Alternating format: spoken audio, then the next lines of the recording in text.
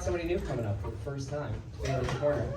Everybody give a warm Bailey's Corner welcome to Joe.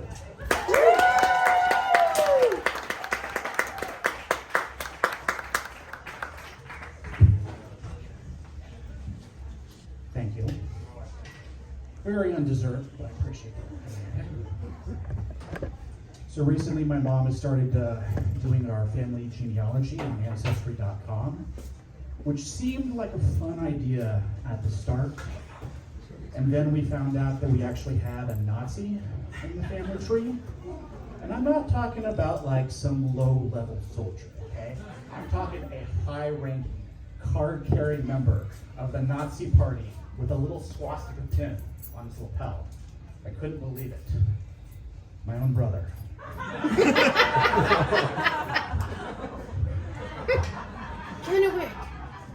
When I was 5 years old, we had this goldfish named Sinbad, and one day the fish died, so my mom helped us stage a little funeral, and we flushed the fish down the toilet. And I thought that's just how you dealt with these types of problems. So then, about 8 months later, when our hamster died, my sister and I were like, we got this. Now, if you're wondering if a mid-90s toilet can flush an adult, slightly overweight hamster, the answer is not to completion. Got stuck about halfway down, plunging the toilet did nothing. Eventually, my dad had to bend a metal coat hanger do kind of a long hook, and then perform on the toilet what could only be described as your classic back alley abortion.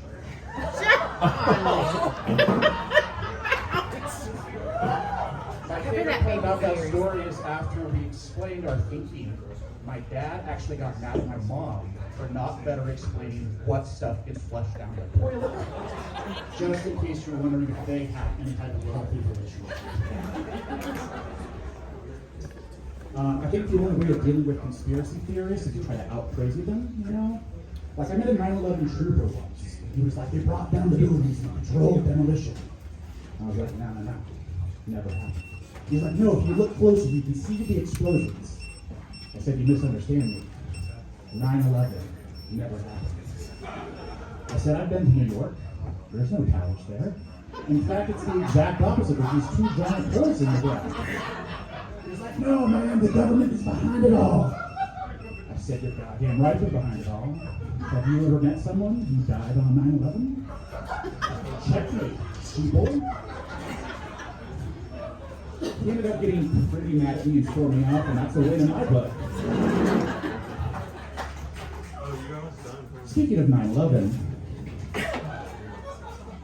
do you guys think there was an NSA agent who was working that day? Like the guy standing next to that guy. He was like, what do you got? Box cutters? You're good. Have a nice flight. That guy. At the end of the year, didn't he get a bad performance review? I'm not saying he should have, because they were just not following the procedure back then. But you know, they called him in like, hey, Greg, sit down. So attendance is great. You're hitting your metrics. Your coworkers generally speak pretty highly of you. On the other hand, you did kind of cause 9/11 just a little bit. So we're going to put you on a little performance improvement plan.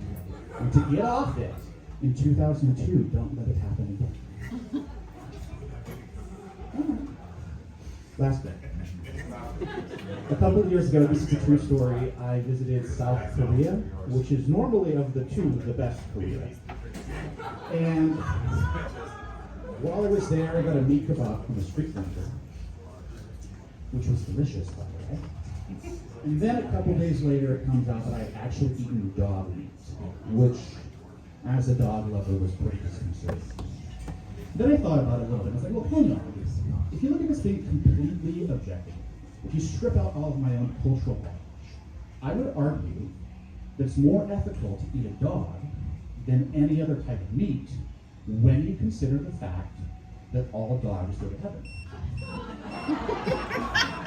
Am I wrong? If you eat, say, a cow, that cow could be a naughty cow. That cow could have lusted after its neighbor's wife. That cow could have taken the Lord's name in vain. That cow could be burning in the fires of hell right now. You eat a dog, home free. In fact, I think that eating dog meat is kind of like driving a Prius. Some people will judge you for it, but morally speaking, you're better than them. All right, thanks everybody.